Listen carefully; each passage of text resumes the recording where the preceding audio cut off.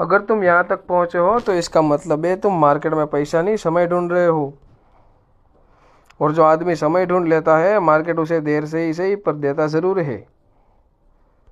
सच सुनो, डिसिप्लिन कोई जन्म से नहीं लाता है, डिसिप्लिन मजबूरी से आता है।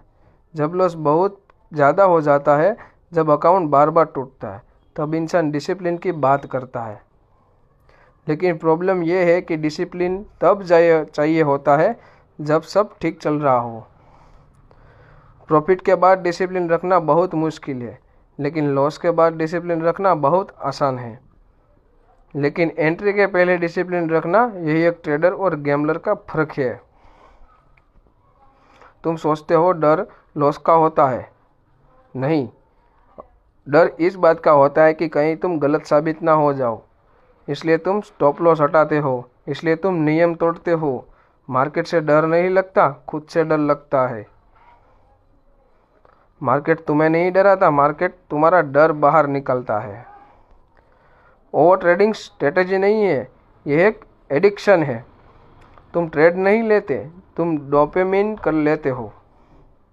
चार्ट देखना, बटन दबाना, हार्ट रेट तेज होना। मार्केट कैसीनो नहीं है, लेकिन दिमाग उसे कैसीनो बना देता है।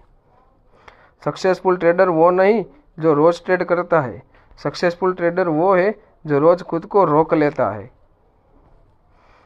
मार्केट में सबसे बड़ा इनेमी पैसा नहीं है, टाइम है। तुम जल्दी अमीर बनना चाहते हो, मार्केट धीरे धीरे टेस्ट करता है। तुम शॉर्टकट ढूंढते हो, मार्केट पेशेंस सिखाता है। जो आदमी टाइम को रिस्पेक्ट नहीं करता, मार्केट उसे इग्नोर कर देता है। मार्केट भागने वालों को नहीं, रुकने वालों को चुनता है। ध्यान से सुनो, एक सेटअप काफ़ी है, एक रूल काफ़ी है, एक टाइम काफ़ी है। प्रॉब्लम स्ट्रेटेजी नहीं है, प्रॉब्लम वेराइटी भी भूख है। हर दिन नया इंडिकेटर, हर हफ्ते नई स्ट्रेटेजी। मार्केट चेंज नहीं हो रहा है, तुम फोकस खो रहे हो। फोकस खोया, पैसा अपने आप चला गया। मार्केट कमज़ोर से पैसा नहीं लेता, मार्केट लालची से पैसा लेता है। जो सोचता है आज बड़ा प्रॉफिट चाहिए, मार्केट कहता है आज लेसन मिलेगा, प्रॉफिट नहीं।